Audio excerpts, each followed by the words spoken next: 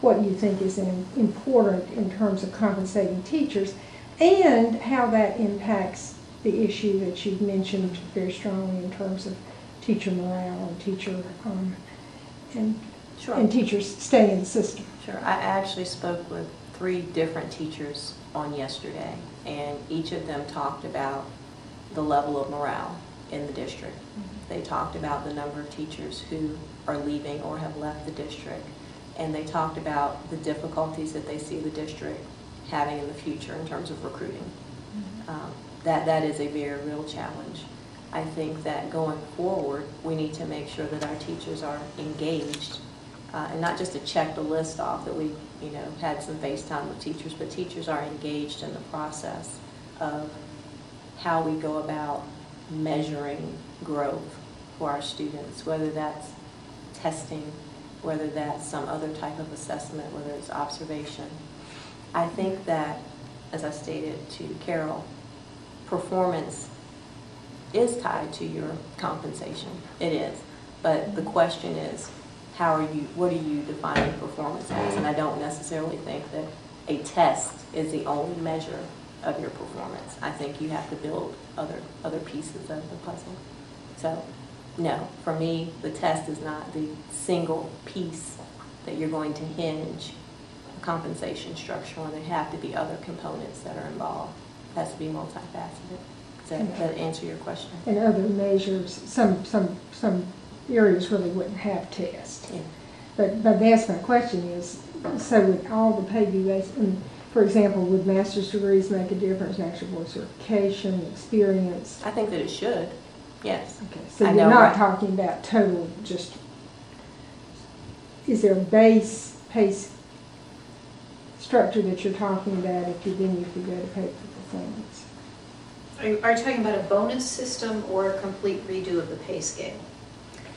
Yeah. Well, I think first and foremost we need to figure out how we're going to pay for any of it, quite frankly. But I think you need to have probably some type of bonus system, but you also need to have a regular base pay structure that allows people to see increases in their salary when our financial reality allows us to do that. And it should be based on how well they did their job, but I don't think how well a person does their job is solely based on testing.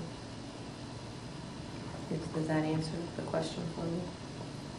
Well, I was asking, I'm getting confused because is it based on solely performance, or is it based on, is there some value given to experience and master's degrees and national board certification and other things? I'm hearing 2 things. I'm hearing there's a base pay scale, and then you look at performance for additional pay, and I'm hearing you base it on performance. So they're 2 different things. I think the breakdown we're having here is, for me, performance is much broader than just a test. I think you have to measure performance in a multifaceted way. So that's one piece of it. I think you also, like you said, you do need to look at experience. You need to look at educational levels. You need to look at how that teacher goes about growing their knowledge, growing their craft, if you will, going, as they go forward. You have to look at all of that. I don't think they're not exclusive of one another. You have to look at the total package, total picture.